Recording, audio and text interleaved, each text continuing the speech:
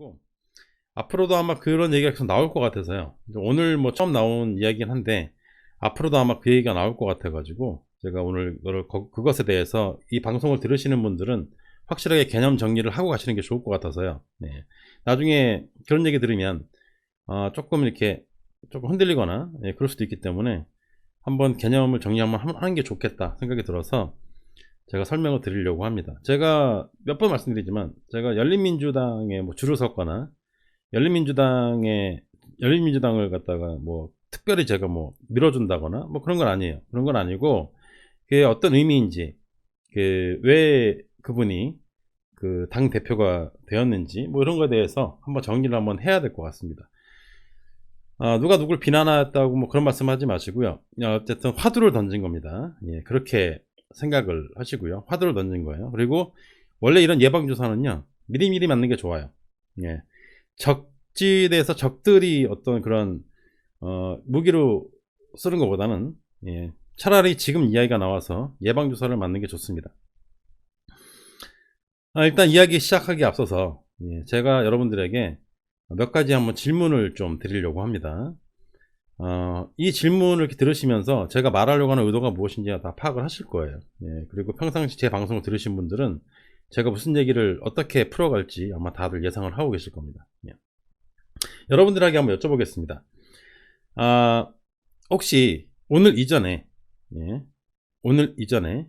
이근식 그 당대표를 보고 열린민주당을 지지하기로 결정했다 하시는 분들 1번 눌러주세요.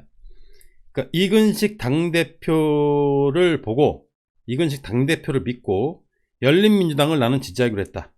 열린민주당이 잘 나갈 것 같다 라고 예상하신 분 계시면 1번을 눌러주십시오. 그렇게 생각 안 하신 분들은 누르지 마세요. 누르지 마시고 1번 2번이 아니고 그냥 1번을 누르세요. 그런 생각하신 분들 아마 없을 거예요. 아마 없을 겁니다. 분명히 없을 겁니다. 그럼 두 번째 질문을 하겠습니다. 오늘 이전에 2번 아니라니까요. 2번 아니에요. 자, 두 번째 질문 하겠습니다. 그러면 오늘 이전에 이근식 당대표에 대해서 알고 있었다. 저 사람 누군지, 뭐 하는 사람인지 2번 눌러주십시오. 2번. 2번. 그 이근식 당대표가 어떤 사람인지 알고 있었다. 2번 눌러주세요. 2번. 아마 없을 거예요. 없을 겁니다. 분명히. 있을 리가 없어요. 있을 리가 없습니다. 있을 리가 없어요. 지금 제가 드린 두 가지 질문에 첫 번째 질문에 1번을 다실 분도 없고요. 이근식 대표를 보고 열린민주당을 지지하기로 했다라고 하신 분들은 아마 없을 거예요. 그리고 이근식 당대표 누군지 안다. 이분들은 없을 겁니다. 없어요. 그런 분이. 그래서 제가 예방주사라고 말씀을 드리는 거예요. 예방주사를. 써니님하고 최필리님은 원래 알고 계셨다고 하는데 CHL님도 저런 분들은 굉장히 똑똑하신 분들입니다. 굉장히 정치 고관여층. 웬만한 국회의원 이름 다 알고요. 지난 10년 20년 동안 흘러갔었던 각 부처의 장관들 이름을 다 알고 계시는 분들입니다. 대단합니다. 저런 분들 계십니다. 저는 몰랐어요. 저는 몰랐습니다. 전혀 알지 못했습니다. 솔직히 말해서 기자회견 나올 때까지도 몰랐어요. 그냥 언제 알았냐면 저는 당 대표로 저는 창당 위원장까지만 하고 빠지는 줄 알았어요. 근데 당 대표를 이렇게 수락하는 걸 보고 계속 저 체제로 가려는 모양이구나 생각해가지고 그때 조금 알아봤죠. 그때 좀 알아보고 저도 그때 알아봤습니다. 물먹는 하마님 돌머리 아닙니다. 그런 거 아니에요. 그런 거 아니고 제가 봤을 때 2번 누르신 분들도 제 질문의 의도를 파악을 못하고 2번 누르신 것 같아요. 근데 지금 제가 사실은 어제 힌트를 좀 드렸었어요. 힌트를 드렸는데 설명 한번 드릴게요. 제가 어제 여러분들과 함께 이야기를 하던 PPT입니다. 제가 어제 이야기하던 PPT 중에 요 첫 번째 거 말고요. 첫 번째 인생 역전 드라마 즐기신 여러분 말고 두 번째 보면은 난놈들 좋아하시는 여러분이라는 항목이 있어요. 난놈들 좋아하는 여러분. 이런 사람들도 분명히 이런 분들 중에서도 굉장히 많은 분이 열린민주당을 지지할 확률이 있다. 열린민주당을 아마 지지할 것이다. 이분들 중에서도 이 사람들이 누구냐면 제가 말씀드렸죠. 왕회장, 현대 왕회장이나 그리고 정몽준 의원 그리고 안철수 등을 지지했던 사람들 중에 굉장히 좀 많은 수가 어쩌면 열린민주당을 지지할 수도 있다 라고 제가 어제 살짝 힌트를 드렸습니다. 제가 사실은 이근식 당대표가 여기에 들어있는 것을 보고 그리고 이분이 왜 당대표를 하고 있는지 정봉주 의원의 생각을 한번 이렇게 제가 한번 이렇게 빙의를 해가지고 왜 저분을 모셔왔을까 생각을 해보니까 제가 그래서 이 두 번째 워딩이 나온 거예요, 사실은. 그래서 제가 이 두 번째 이야기를 그것 때문에 한 거예요. 그것 때문에. 그럼 다시 한번 제가 왜 그렇게 생각을 하는지 그 말씀을 드리겠습니다. 일단 저분은 손혜원 의원이 영입하신 분은 아닙니다. 손혜원 의원이 영입하신 분은 아니에요. 손혜원 의원이 만약에 영입을 했으면 어쩌면 정치 경력이 있었던 분보다 아마도 기업체라든지 재계에 어떤 거물을 세웠을 가능성이 있어요. 손혜원 의원 같은 경우는. 왜냐하면 손혜원 의원이 그쪽으로 발이 엄청 넓어요. 완전 마당발입니다. 완전 마당발이고 정치계보다 재계에 특히 제조업 쪽 재계에 엄청나게 큰 마당발이에요. 다 알아요. 친분이 다 있고요. 다 압니다. 아는 사이고 그 재계에 계신 분들 중에서도 어떤 분이 어떤 생각하고 지고 있고 어떤 분이 어떤 성향이고 이런 걸 다 파악을 하고 있어요. 손혜원 의원 같은 경우는. 그렇기 때문에 손혜원 의원이 영입을 했으면 아마 그런 재계 인사가 아마 영입이 됐을 거예요. 그러면 저분은 정봉주 의원과 함께 열린민주당을 처음에 이렇게 시작을 하신 분이에요. 그럼 뭐겠습니까? 정봉주 의원이 부탁을 했다는 얘기죠. 그렇죠? 정봉주 의원이 부탁을 했다는 얘기입니다. 그럼 정봉주 의원은 왜 저분에게 그런 얘기를 했을까요? 저분의 과거 경력에 힌트가 있습니다. 저분이 군사정권 시절부터 공무원을 하시던 분이에요. 그런 분인데 문민정부로 들어오고 김대중 정권을 거쳐서 노무현 정권 때까지 김대중 정권과 노무현 정권에서 그 당시에 그 행자부 장관을 했습니다. 옛날로 치면 내무부 장관이죠. 내무부 차관을 거쳐서 행자부 장관을 하신 분이에요. 그리고 그 이후에 그 노무현 대통령 계시던 그 당시에 그 아마 국회의원을 아마 했을 겁니다. 국회의원은 17대인가? 17대 국회의원인가? 아마 한 번 했을 거예요. 그렇다면 이분의 성향은 어떤 성향이냐면 한마디 말해서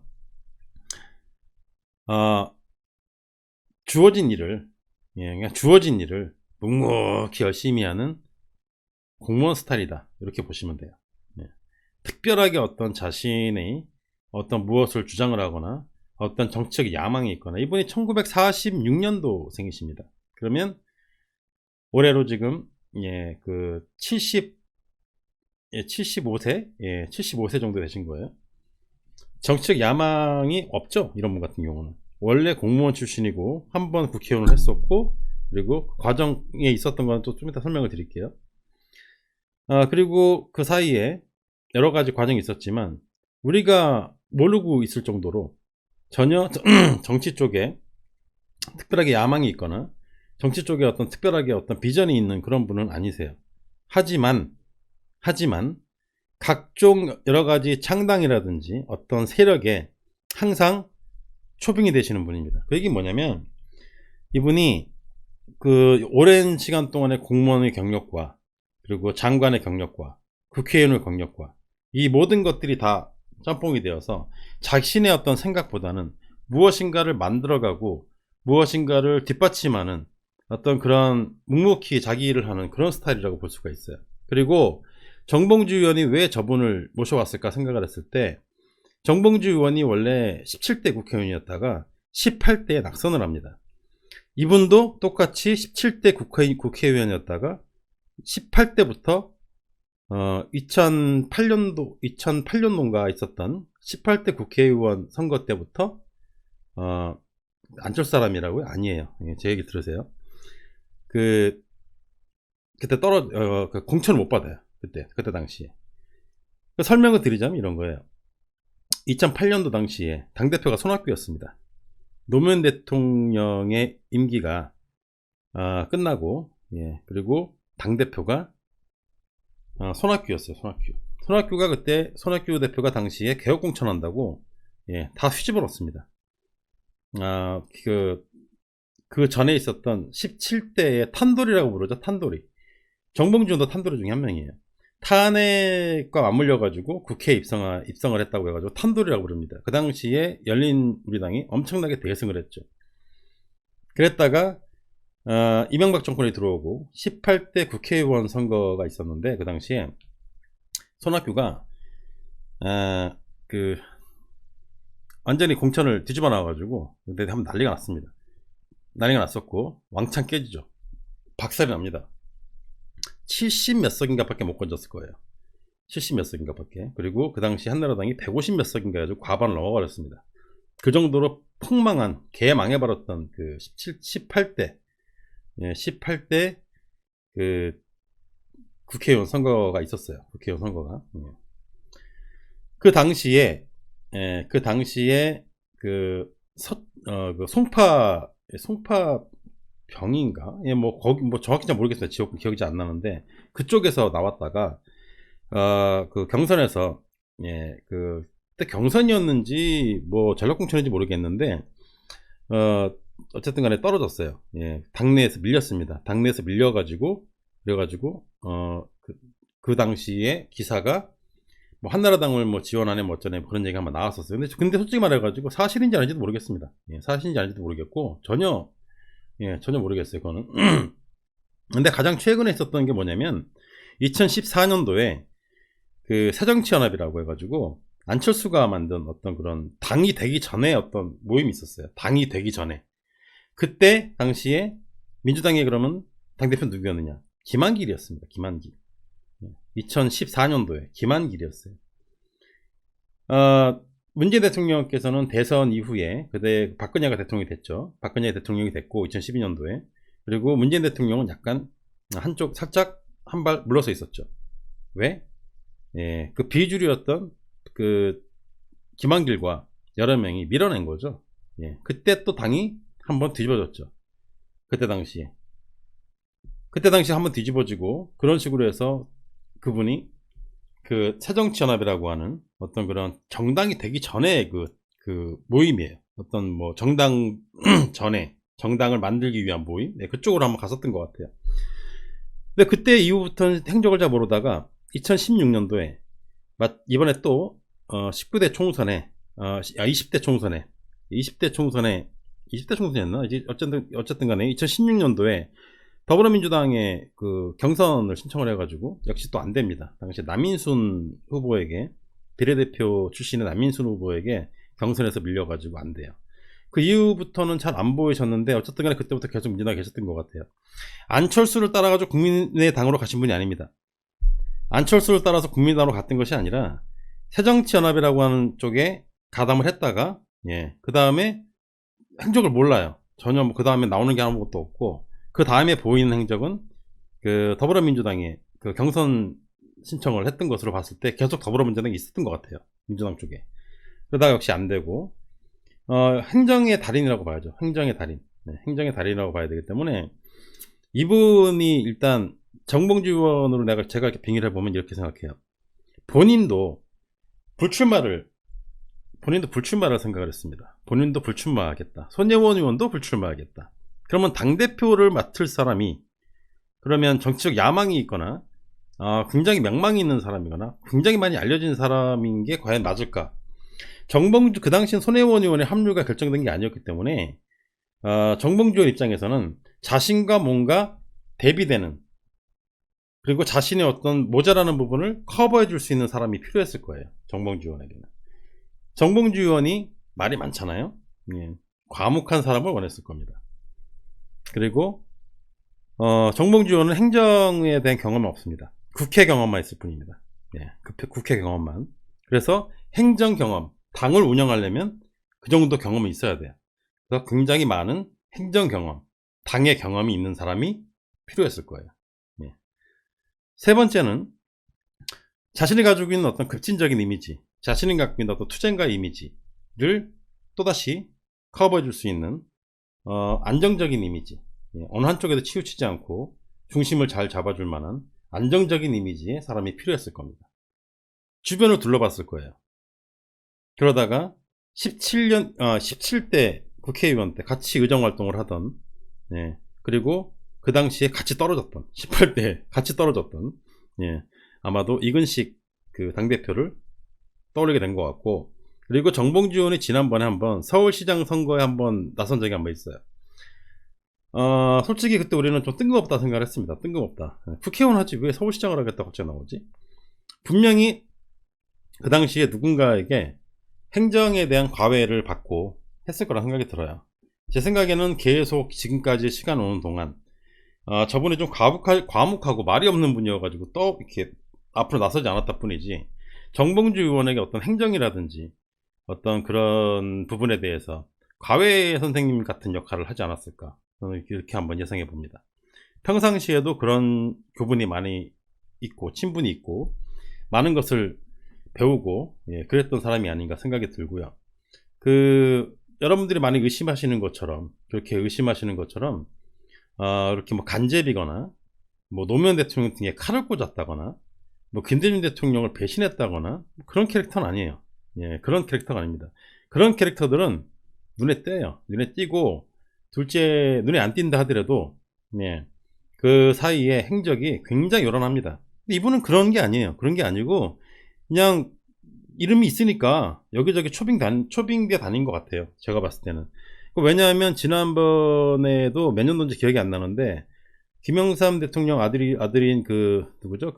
김현철하고 김대중 대통령의 그 아들인, 그때 아들분 중에 누군지 기억이 잘 안 나는데, 다 같이 해가지고 노무현 대통령의 묘소를 참배한 적도 있고요. 같이 이렇게 4명이서 이렇게 참배한 적도 있고요. 그러니까 뭔가 그 당시 그게 동서 화합이었거든요. 거기에도 껴 계셨어요. 거기에도. 근데 거기에서 그때도 전면에 나서지 않았기 때문에 아무도 모르는 거예요. 아무도 모르는 겁니다. 그냥 여러 명 중에 한 명이었어요. 여러 명 중에 한 명.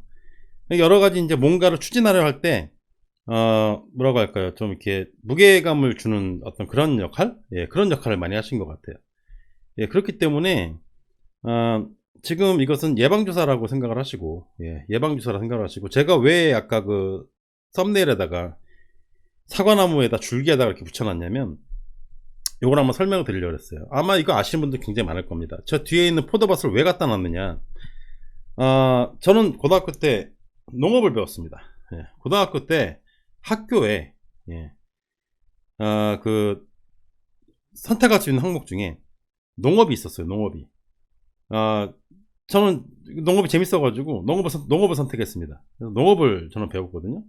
그 중에 뭐가 있냐면 젖붙이기라는 게 있어요. 저 과실나무들을 많이 해요. 뭐 수박도 하고요. 어쨌든 간에 뭐 열매 맺는 그런 나무는 젖붙이기를 같은 거 합니다. 뭐냐면 품종 개량을 하는 거예요. 품종 개량을.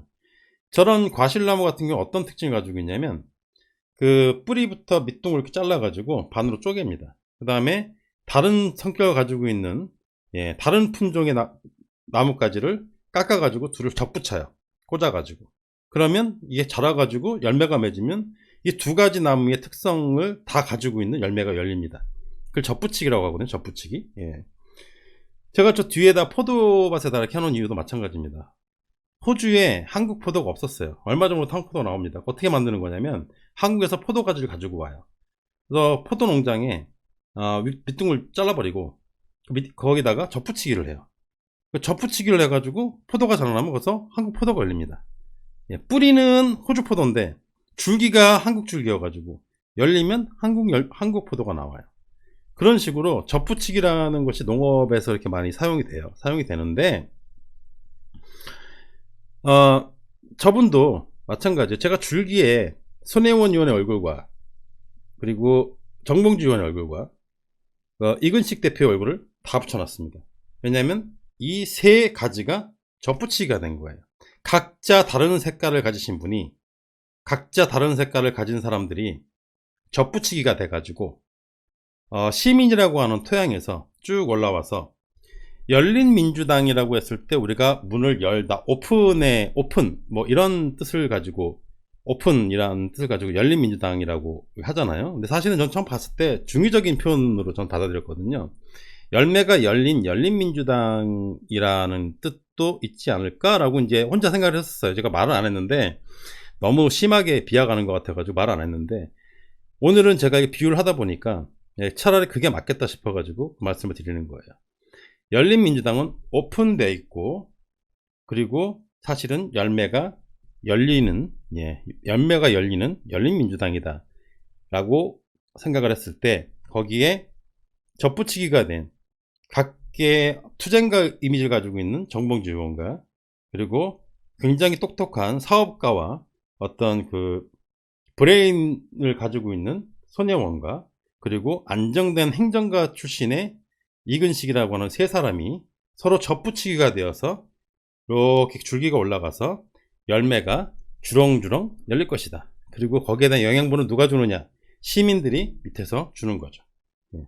시민들이 옆에서 주어서 어떤 열매가 열리느냐?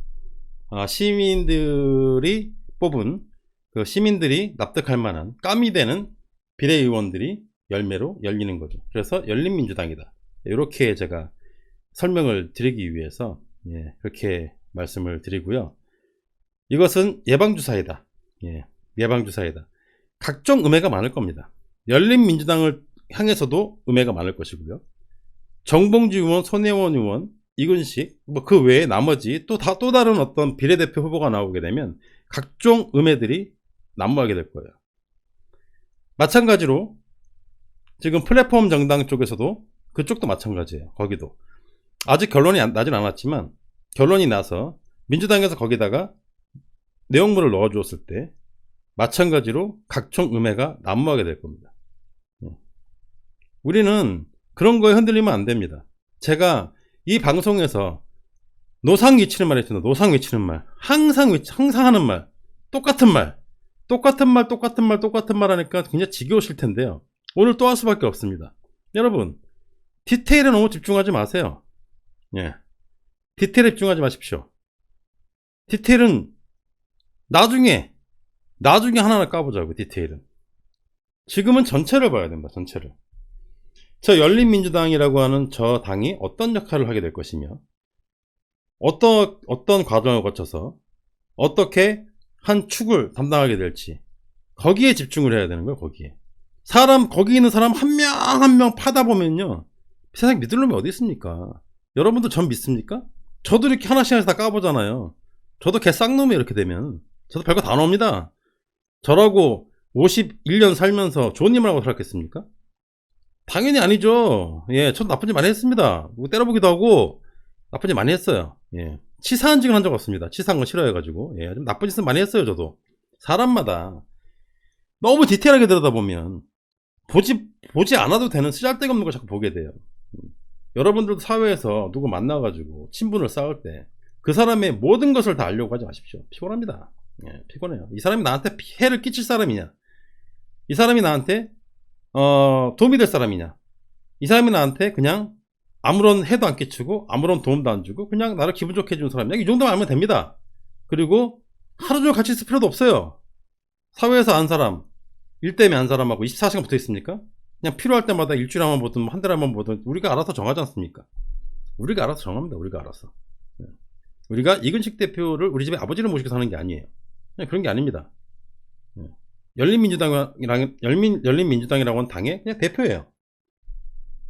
너무 자세하게 사람을 들여다보고 너무 자세하게 알 필요는 없다. 그런 부분에 대해서 알면 알수록 실망만 자꾸 늘어난다. 그럴 필요가 없다 생각이 들어요. 사람은 완벽한 사람이 아무도 없잖아요. 그런 사람이 어디 있습니까? 민주주의도 완벽하지 않다고, 완벽한 민주주의도 없다고 노무현 대통령이 말씀을 하시는데 뭐 사람은 완벽하겠습니까? 우리가 집중해야 될 상대는 우리 성 앞에 몰려와가지고 우리 성을 함락시키고 성을 불지르고 안을 자들을 겁탈하고 우리 재산을 뺏어가려고 하는, 다시 원시시대로 돌려버리려고 하는 적들을 향해서 싸워야죠.